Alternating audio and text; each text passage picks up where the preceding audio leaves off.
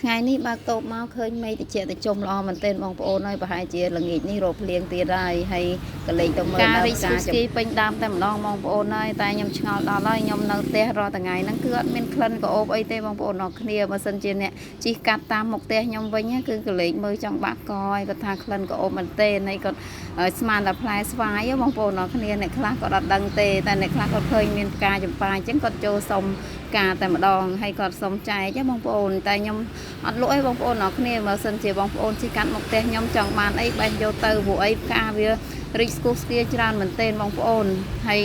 ថ្ងៃនេះក្រោកព្រឹកឡើងថ្ងៃចុងសប្តាហ៍ថ្ងៃសុក្រកូនទៅរៀនហើយរវល់មែនទែនតែម្ដងមួយថ្ងៃយកអត់មានពេលទៅទេបងប្អូនហើយអស់ពីការងារមួយចូលការងារមួយរៀបចំឲ្យកូនទៅរៀនហើយ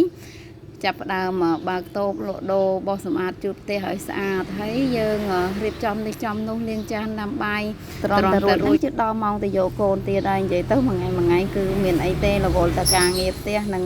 រៀបចំលក់ដូរកប៉ិកប៉ុកនឹងឯងបងប្អូនអរគ្នាបើសិនតែយើងមិនធ្វើយើងអត់មានអីចំណូលចូលក្នុងគ្រួសារអញ្ចឹងទៅយើងចេះតែលក់ដូរចេះតែរកស៊ីអញ្ចឹងទៅបងប្អូនហើយឲ្យតែយើងអាចរកបានស្អីក៏ចេះតែលក់ដែរហើយខ្ញុំមានលក់ម្ហូបកំងផងដែរបងប្អូនអរគ្នានិយាយទៅគឺខ្ញុំលក់ច្រើនមុខដែរបងប្អូនបើមិនលក់ទេគឺយើងអត់បានចំណូលទេណាមួយឥឡូវហ្នឹងសេដ្ឋកិច្ចវាពិបាកមែនទែនបងប្អូន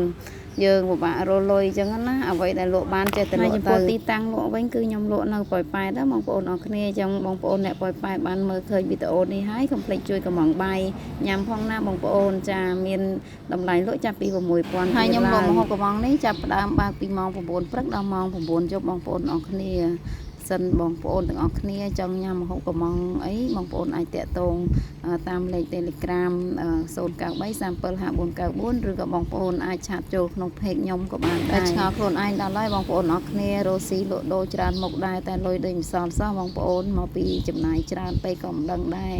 លុយរកបានចាយអស់តែម្ដងបងប្អូនដូចខ្ញុំអត់មករយៈហ្នឹងគឺចំណាយច្រើនមែនទែនបងប្អូនមិនថាថ្លៃសាលារៀនកូនក៏នៅតម្លៃមិនដែរហើយម្ហូបមហាចំណីចំណុកអីហ្នឹងក៏ថ្លៃដែរអញ្ចឹងលក់ដូរបានច្រើនប៉ុណ្ណាក៏លុយមិនសូវសល់ដែរបងប្អូនអរគ្នាជាពិសេសនៅខាងប៉ោយប៉ែតហ្នឹងប្រើទឹកភ្លើងគឺអស់ច្រើនមែនទែនខ្ញុំរកតែដងមួយខែខ្ញុំប្រើអស់តែ30-40 ម៉ឺនអីទេទៅពេលដល់2-3 ខែនេះបងប្អូនកូនមួយជា2តែម្ដងពេលខ្លះចូលឡើងដល់ជិត1 លានអីបងប្អូនអរគ្នាហើយខំសំចៃមែនទែនភ្លើងអត់សូវបានបើអត់សូវបានប្រើហ្មងទេប៉ុន្តែវាអស់ច្រើនមែនទែនណាបងប្អូនអញ្ចឹងពេលយើងខំរោតុបជាមួយនឹងទឹកភ្លើងហ្នឹងនិយាយទៅភ្លើងក៏អស់ច្រើនហើយទឹកហ្នឹងក៏មិនសូវស្អាតដែរបងប្អូនចាទឹកគឺចេញមកពណ៌កបោលលឿងហើយយកអីមកត្រង់ហ្នឹងនឹងខ្មៅតែម្ដងបងប្អូនអរគ្នាប្រើតែមួយថ្ងៃ2ថ្ងៃហ្នឹងបើកចេញមកដូចជាមាន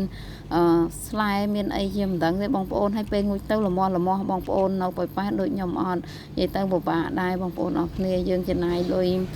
បងឲ្យគេពេញទៅពេលទឹកក៏ប្រើមិនស្អាតហើយទឹកភ្លើងហ្នឹងក៏ចំណាយអស់ច្រើនមែនទែនតែម្ដងបន្ទាប់ពីរៀបចំផ្ទះរួចរាល់អស់ហើយដល់ម៉ោងភ្ញៀវកំងបាយល្មមថ្ងៃនេះភ្ញៀវគាត់កំងជាមួយនឹងឆាម្រះព្រៅសាច់មាន់សុំបែបហិល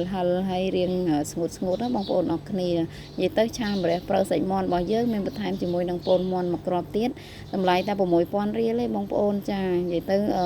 ដាក់សាច់មកច្រើនល្មមមកបងប្អូនញ៉ាំឆ្អែតតែម្ដងហើយមើលទៅគឺតំណងមែនទែនបងប្អូនអរគ្នាហើយ